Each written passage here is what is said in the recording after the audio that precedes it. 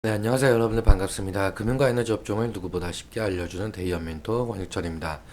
오늘 푸른저축은행이라는 기업 리뷰해 보도록 할 텐데요. 푸른저축은행은 여러분들도 아시다시피 은행사로 금융 관련 업무를 수행 중에 있죠. 그리고 시장에서 저평가를 받으면서 이 기업 밸류업 프로그램의 모멘텀을 가지고 있었는데요.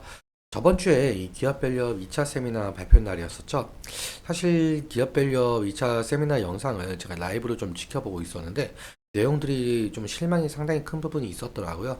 그 부분 좀 같이 한번 확인해 보도록 하고, 사실 결국 이 기업 밸류업 프로그램 같은 경우 세제 혜택이 상당히 중요한데, 이 세제 혜택 같은 경우는 야당인 민주당의 선택이 상당히 크죠. 이 이유에 대한 것도 같이 한번 확인해 보면서 천천히 얘기 나눠보도록 하겠습니다.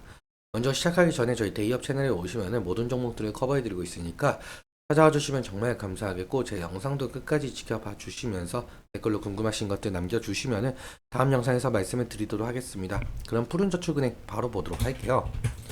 일단 푸른저축은행 같은 경우는 저축은행사로 저축은행 업무와 그리고 부수 업무, 겸용 업무를 좀 영위하고 있는 기업이죠.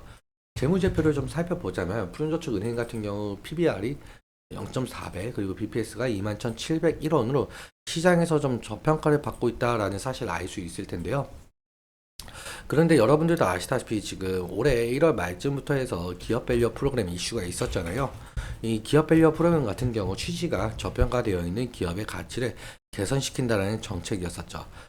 주요 내용 좀 짤막하게 살펴보자면 상장사의 주 투자 지표를 활용해서 시가총액 및 업종별로 비교 공시를 하고, 그리고 상장사들에게 기업가치 개선 계획을 공표하도록 권고하고, 기업가치 개선 우수기업 등으로 구성된 지수개발 및 상장지수 펀드를 도입하겠다는 내용이었습니다.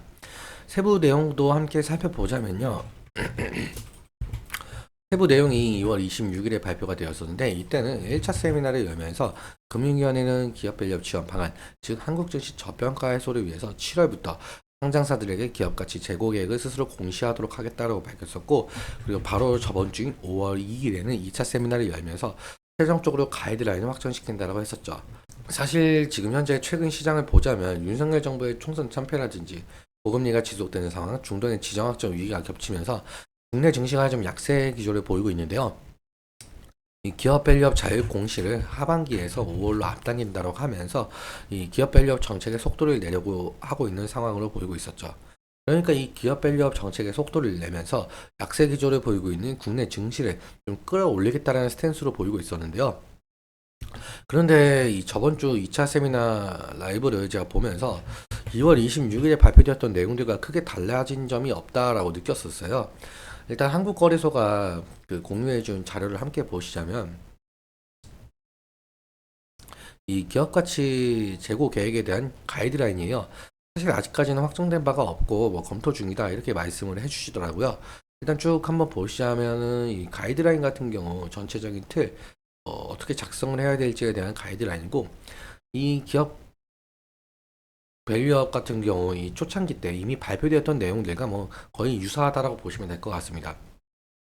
두 번째 내용 같은 경우도 이 해설 기업 밸류업에 대한 이 해설서인데, 이 부분 같은 경우도 애초에 그 기업 밸류업 정책 초기에 발간되었던 자료들이고, 네 번째 자료도 마찬가지로 향후 계획에 대한 내용이 담겨져 있었어요. 이 향후 계획 같은 경우 2월 26일에 발표됐던 내용들과 뭐 크게 달라진 점이 없다라고 보시면 될 것 같고, 네 번째 내용도 마찬가지로 보시면 될 것 같습니다. 그러니까 대부분 발표 자료들이 거의 같은 내용이라고 보시면 될 것 같은데, 그러니까 제일 중요한 이 세제 혜택에 대한 내용이 빠져 있었다라고 보시면 될 것 같습니다. 사실 제가 저번에도 한번 말씀을 드렸었는데, 이 기업 밸류 프로그램 같은 경우 정부의 정책만으로는 실행을 할 수가 없고 이 민주당의 선택이 상당히 중요하다라고 말씀을 드렸었어요.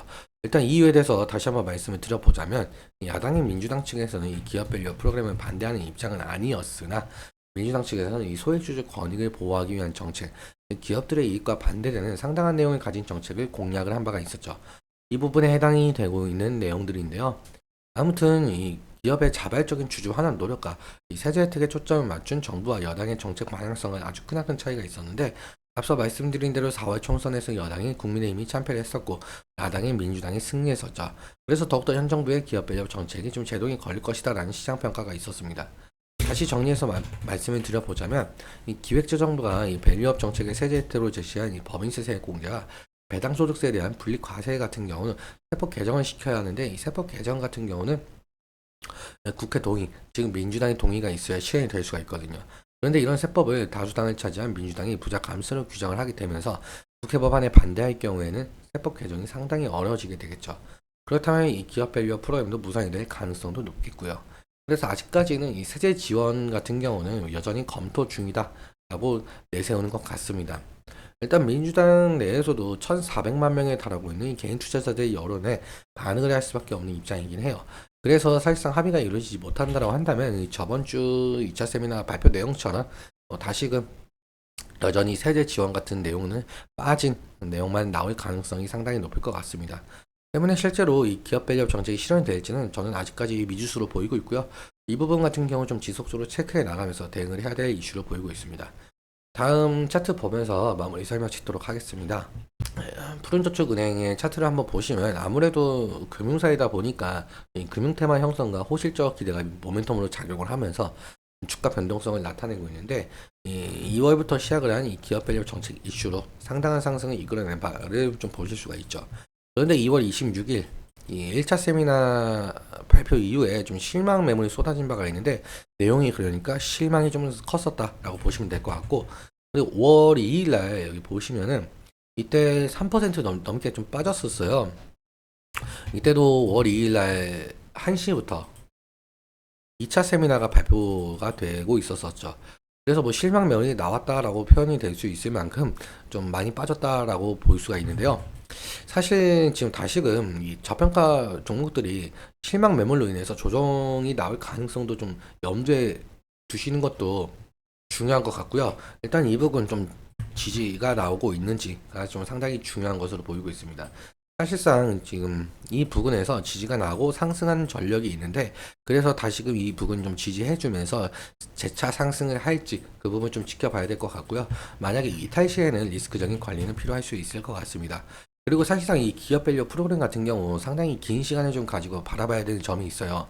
이 이유에 대해서는 여당과 야당의 합의가 먼저 첫 번째로 이루어져야 될 거고, 그리고 여당과 야당의 합의가 이루어진다라고 해도 이 법 개정을 하려면 상당한 기간이 걸리겠죠. 그래서 만약에 이 야당의 반대를 무릅쓰고 시행이 될지는 아직 모르겠지만, 시행이 된다고 한다면 어느 정도 금융, 즉 증권은행, 보험이 테마를 형성하면서 지속적인 상승을 좀 일으킬지도 지켜봐야 될 것 같습니다. 오늘은 여기까지 말씀을 드리면서 오늘 내용 여러분께 도움이 되셨다면 구독과 좋아요 부탁드리고, 말씀드린 내용과 차트적인 부분에 대해서 제 개인적인 견해가 있을 수밖에 없기 때문에 여러분들의 주관적인 견해와 함께 투자를 하여 현명한 선택하셨으면 좋겠습니다. 오늘도 시청해주셔서 너무 감사하고 지금까지 멘토 관혁철이었습니다. 감사합니다.